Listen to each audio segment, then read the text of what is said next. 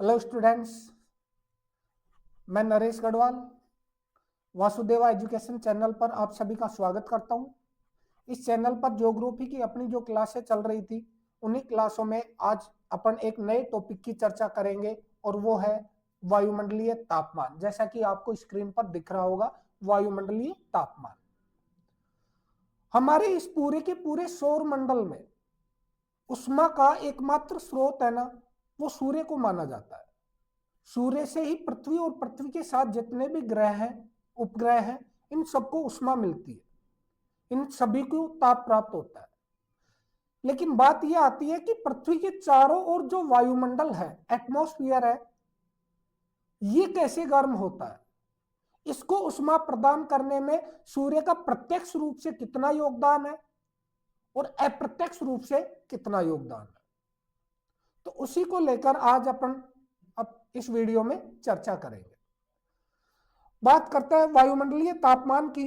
तो वायुमंडलीय तापमान में वायुमंडल को जो ताप प्राप्त होता है, जिसके कारण वायुमंडल गर्म होता है, इसके प्राप्ति के जो स्रोत है, इन स्रोतों को मूल रूप से अगर देखा जाए तो चार भागों में विभाजित किया जाता है। चार ऐसे माध्यम हैं जिससे हमारे वायुमंडल है, इसका तापमान बढ़ता है। अभी चार माध्यम कौन कौन से हैं? उनमें पहला जो माध्यम आता है वो आता है सूर्य से प्रत्यक्ष रूप से प्राप्त ताप। सूर्य से प्रत्यक्ष रूप से प्राप्त ताप, देखिए, सूर्य से जो सौरिक विकिरण होता है पृथ्वी या अन्य ग्रहों की ओर, यह सौरिक विकिरण होता है लघु तरंगों के रूप में, और वहां से जितना ताप निकलता है, उस ताप का बहुत ही कम पार्ट है वो हमारे इस पृथ्वी तल तक आता है, और पृथ्वी के चारों ओर फैला हुआ जो वायुमंडल है, इसको उष्मा प्रदान करता है। बहुत कम पार्ट आता है उसका। ये कहें कि संपूर्ण सौरिक विकिरण का 1/2 अरबवां भाग ही पृथ्वी तल तक पहुंच पाता है। अब ये जो सौरिक विकिरण लघु तरंगों के रूप में होता है, इसको अगर हम पृथ्वी की तरफ आने वाली उष्मा को 100% मान ले कि सूर्य से 100% उष्मा का विकिरण हुआ और वो पृथ्वी की तरफ आया, तो उस 100% उष्मा में से 35% भाग ऐसा है जो ना ही तो हमारी इस पृथ्वी को और ना ही पृथ्वी के चारों ओर फैले हुए वायुमंडल को उष्मा प्रदान करता है। वो 35% भाग सूर्य से लघु तरंगों के रूप में जैसे आया वैसे ही वापस लौट जाता है, और उसे नाम दिया जाता है पृथ्वी का एल्बिडो। पृथ्वी का एल्बिडो। और इसमें कितना होता है? ये 35%। शेष बचा कितना? 65%। तो 65% जो सौरिक विकिरण रहा लघु तरंगों के रूप में जो पृथ्वी की तरफ आया है, इससे हमारा वायुमंडल और पृथ्वी दोनों ताप प्राप्त करते हैं, दोनों गर्म होते हैं। लेकिन इसमें भी अगर देखा जाए तो सूर्य से प्रत्यक्ष रूप से प्राप्त ताप, अगर वायुमंडल की बात करें तो वायुमंडल सूर्य से आने वाली इस 100% उष्मा का मात्र 14% भाग प्रत्यक्ष रूप से ग्रहण करता है।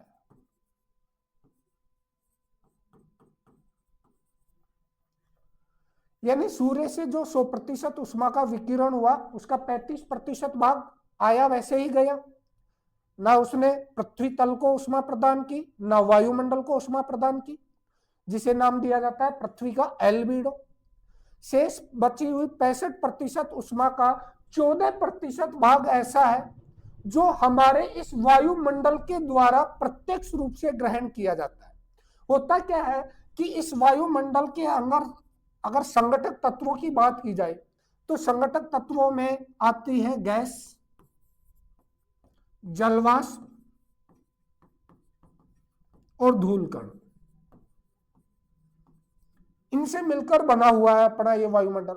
तो जो जलवाष्प है ये सूर्य से आने वाली लघु तरंगों का 14% भाग है, ये अवशोषित कर लिया जाता है, अवशोषित करता है, जिसके कारण हमारा वायुमंडल गर्म होता है। इसी से वायुमंडल का तापमान बढ़ता है। लेकिन वायुमंडल को गर्म करने में या वायुमंडल के तापमान को बढ़ाने में इन 14% इकाइयों का या 14% उष्मा का योगदान बहुत कम है। इससे तो जो वायुमंडल का निचला भाग है, निचला भाग, वो ही गर्म हो पाता है। यानी ये कहूं कि संपूर्ण वायुमंडल के द्वारा 14% सूर्य की लघु तरंगों का अवशोषण किया गया और इन 14% का 50% यानी 7% सूर्य विकिरण वायुमंडल में 2 किलोमीटर की ऊंचाई, 2 किलोमीटर की ऊंचाई तक प्राप्त होता है। क्योंकि जलवाष्प जो है ना भारी गैस होती है और भारी गैस होने के कारण नीचे रहती है, वायुमंडल के निचले भाग में रहती है। तो वायुमंडल का निचला भाग तो सूर्य से प्रत्यक्ष रूप से कुछ मात्रा में गर्म हो सकता है, लेकिन ऊपरी भाग है, इसको ताप प्रदान करने में सूर्य का प्रत्यक्ष रूप से कोई योगदान नहीं होता। इसको ताप प्राप्त होता है पृथ्वी के द्वारा, यानी सूर्य से अप्रत्यक्ष रूप से वो उष्मा प्राप्त करता है, पृथ्वी से प्रत्यक्ष रूप से उष्मा प्राप्त करता है। इसको हम इस प्रकार से समझ सकते हैं कि जैसे मान लो ये अपनी पृथ्वी है, ये पृथ्वी है,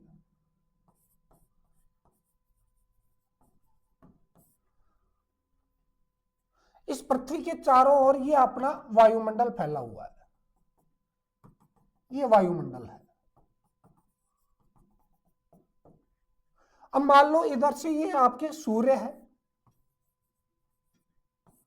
और सूर्य से ये लघु तरंगे पृथ्वी की ओर आती है पार्थिव विकिरण के रूप में, इस प्रकार से, इस प्रकार से ये आती है। तो इन सौरिक विकिरण का 35% भाग हो गया एल्बिडो, ये तो एल्बिडो हो गया पृथ्वी का। शेष 14% भाग जो है वो वायुमंडल द्वारा अवशोषित कर लिया गया।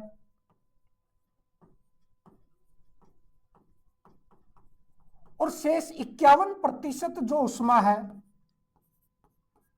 ये पृथ्वी तल तक पहुंचती है, पृथ्वी तल तक। तो सौरिक विकिरण जो पृथ्वी की तरफ हुआ था उसको अगर 100% मान लिया जाए तो 35% भाग तो एल्बिडो में समाप्त हो गया, 14% भाग वायुमंडल के द्वारा अवशोषित कर लिया गया और शेष 51% जो सौरिक विकिरण है वो पृथ्वी तल तक पहुंचता है।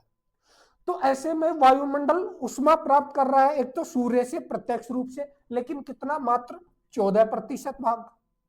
और इस 14% का भी आधा यानी 7% भाग जो है ना वो वायुमंडल में 2 किलोमीटर की ऊंचाई तक, 2 किलोमीटर ऊंचाई तक अवशोषित किया जाता है।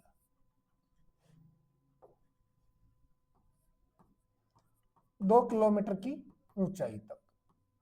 उसके पीछे का कारण क्या है कि जलवाष्प के द्वारा ये 14% सौरिक विकिरण को अवशोषित किया जाता है और जलवाष्प भारी होने के कारण निचले भाग में, वायुमंडल के निचले भाग में ही पाई जाती है। तो एक तो वायुमंडल को ताप प्रदान करने में सूर्य का प्रत्यक्ष रूप से योगदान है। और कौन से माध्यम है जिससे वायुमंडल गर्म होता है? तो नंबर 2 की अगर बात करें तो नंबर 2 पर आता है परिचालन, परिचालन क्रिया।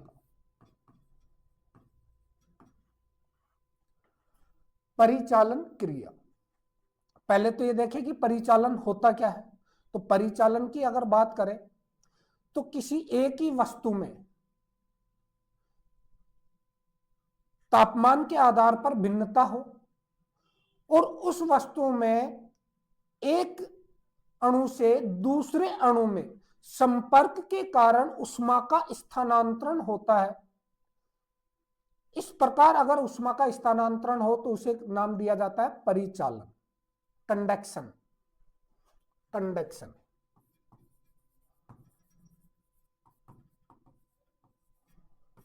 कंडक्शन जैसे अगर बात करें कि कोई भी मान लो लोहे की छड़ हो और उस लोहे की छड़ को उसका एक पार्ट है वो गर्म किया जाता है, गर्म करते हैं, लगातार उसको गर्म करेंगे तो धीरे धीरे उस लोहे की छड़ का दूसरा पार्ट, दूसरा जो किनारा है वो भी गर्म होने लगता है।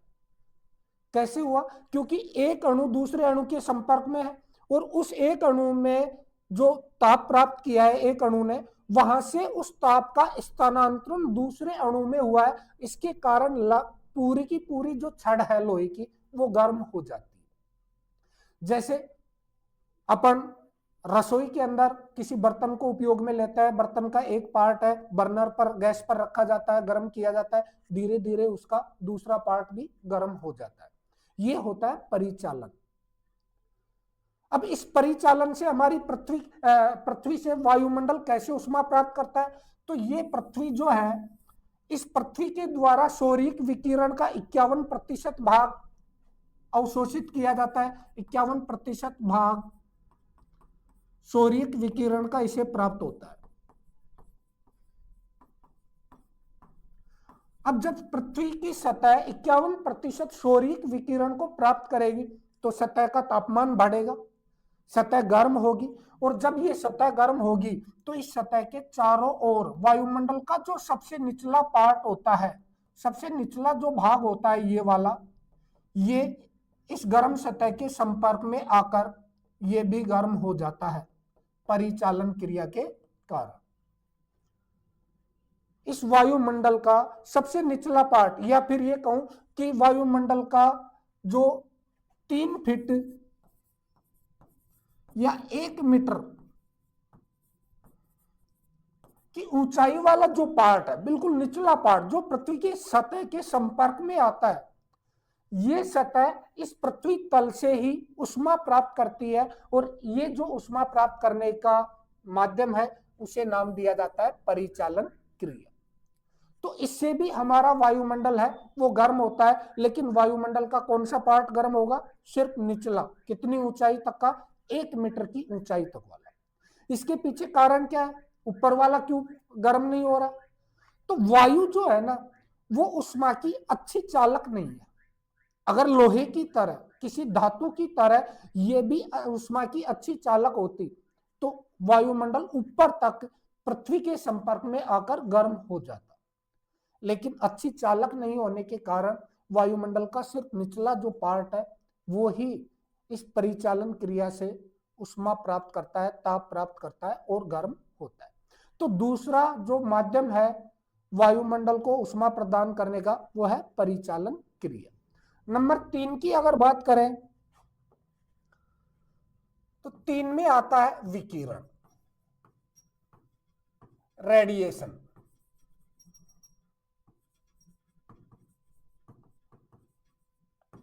रेडिएशन, विकिरण।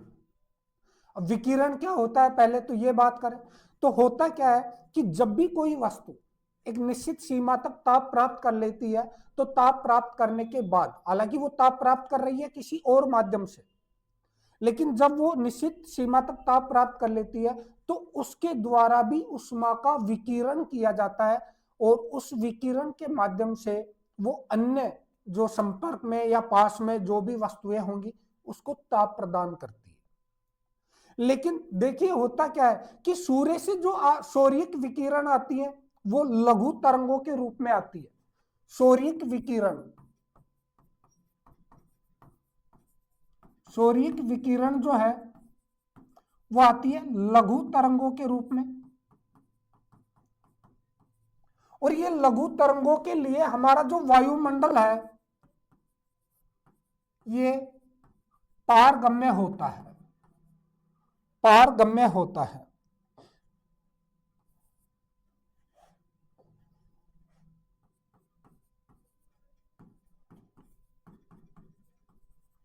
यानी सूर्य से आने वाली जो लघु तरंगें हैं वो इस वायुमंडल को पार करके पृथ्वी तल तक पहुंच जाती है।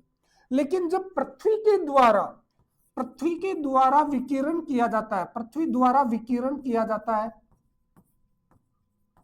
तो ये जो विकिरण होता है इसे नाम दिया जाता है पार्थिव विकिरण। पार्थिव विकिरण।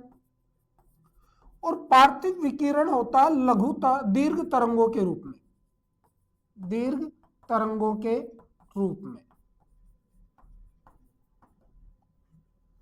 सूर्य से आई लघु तरंगे, पृथ्वी से वापस गई दीर्घ तरंगे। और दीर्घ तरंगों के लिए जो वायुमंडल है, वायुमंडल अपारगम्य होता है, अपारगम्य होता है, या फिर यह कहूं कि वायुमंडल कंबल का कार्य करता है, कंबल का कार्य। जैसे मानव शरीर को कंबल है वो ढककर उसको गर्म बनाए रखता है, ठीक उसी प्रकार से जो पृथ्वी से दीर्घ तरंगों के रूप में पार्थिव विकिरण होता है, इस पार्थिव विकिरण को, दीर्घ तरंगों को वायुमंडल में पाई जाने वाली जो हरित ग्रह गैस है, हरित ग्रह गैस, मूल रूप से CO2, जलवाष्प और ओजोन, ये वापस नहीं लौटने देती, ये पार्थिव विकिरण को रोक लेती है। और जब वायुमंडल में इन पार्थिव विकिरणों को रोक लिया जाता है तो इससे वायुमंडल सर्वाधिक ताप प्राप्त करता है, सर्वाधिक उष्मा प्राप्त करता है।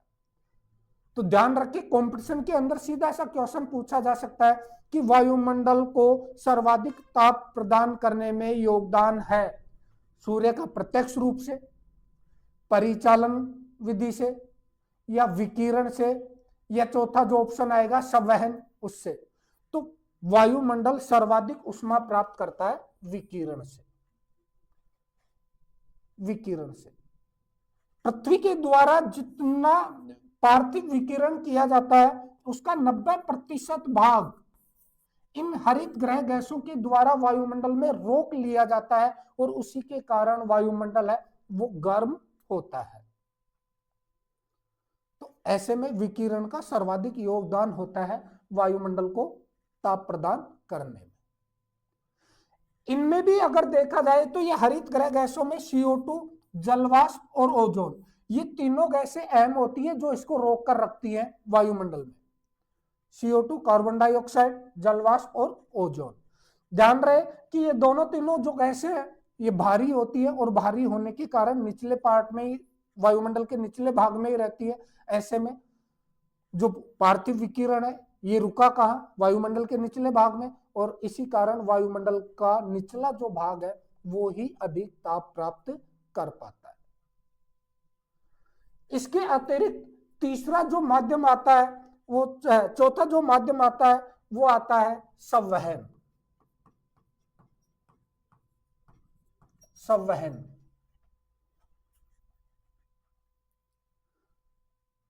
कन्वेक्शन।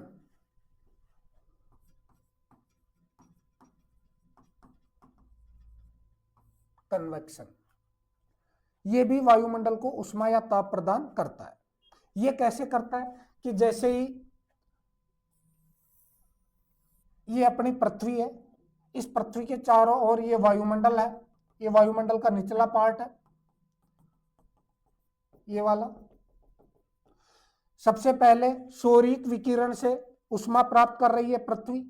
पृथ्वी उष्मा प्राप्त करेगी तो पृथ्वी का जो तल है, बाहरी सतह है, वो गर्म होगी, और गर्म होने के कारण इस सतह से वायु संपर्क में आएगी। वायु संपर्क में आती है, और संपर्क में आएगी तो परिचालन विधि से गर्म होगी, वायु गर्म होगी। अब जब वायु गर्म होती है तो गर्म होने के बाद हल्की होगी, और हल्की होने के कारण ये जो गर्म वायु है ये सतह से ऊपर की ओर संवहन तरंगों के रूप में उठती है, इस प्रकार से ऊपर उठती है। अब गर्म वायु सतह से ऊपर की ओर जा रही है, तो जहां जहां वो ऊपर की ओर जाएगी वहां का तापमान बढ़ाएगी, तापमान बढ़ाएगी। तो संवहन विधि के द्वारा भी हमारा वायुमंडल है वो उष्मा प्राप्त करता है, वो गर्म होता है। ये 4 प्रमुख माध्यम है जो हमारे वायुमंडल को ताप प्रदान करते हैं। पहला, सूर्य से आने वाली लघु तरंगे प्रत्यक्ष रूप से उष्मा प्रदान करती है। 14% भाग उनका जो है वायुमंडल द्वारा अवशोषित किया जाता है जलवाष्प के द्वारा। दूसरा, परिचालन विधि से वायुमंडल का जो सबसे निचला भाग है 1 मीटर की ऊंचाई वाला या 3 फीट की ऊंचाई वाला, वो परिचालन विधि से धरातल के संपर्क में आकर उष्मा प्राप्त करता है। तीसरा, पृथ्वी से जो पार्थिव विकिरण होता है दीर्घ तरंगों के रूप में, उन दीर्घ तरंगों को वायुमंडल की हरित गृह जो गैस है, ग्रीन हाउस गैस है, वो उसको रोक कर रखती है और रोक कर रखने के कारण उसे वापस नहीं लौटने देंगी, तो उससे भी वायुमंडल का निचला भाग है वो उष्मा प्राप्त करता है। वायुमंडल का निचला भाग है वो गर्म होता है। और चौथा जो है वो है संवहन या कन्वेक्शन। जब धरातल के संपर्क में वायु आती है, धरातल गर्म होता है दिन के समय, गर्म धरातल के संपर्क में आई वायु उष्मा प्राप्त करेगी, गर्म होगी तो हल्की होगी और हल्की होकर संवहन तरंग के रूप में ऊपर उठती है। विशेष रूप से अगर देखा जाए तो विषुवत रेखीय क्षेत्रों में संवहन तरंगे ऊपर उठती हैं। तो ये भी वायुमंडल में नीचे से ऊपर की ओर तापमान का स्थानांतरण करती है। तो इससे भी वायुमंडल का ऊपरी भाग है वो गर्म होता है। ये 4 प्रमुख माध्यम है। इन चारों माध्यमों के अतिरिक्त अगर देखा जाए तो एक माध्यम और मान सकते हैं और वह है वाष्पीकरण।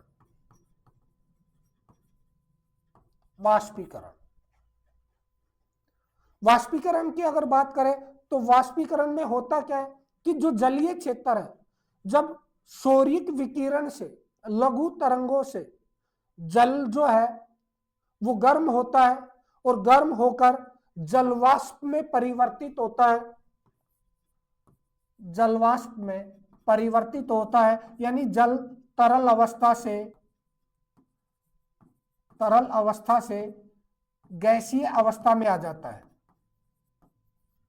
गैसीय अवस्था में आ जाता है और उसे नाम दे दिया जाता है जलवाष्प। जब ये जलवाष्प वायुमंडल में ऊपर जाता है, वायुमंडल में ऊंचाई की ओर जाता है, ऊंचाई की ओर जाता है,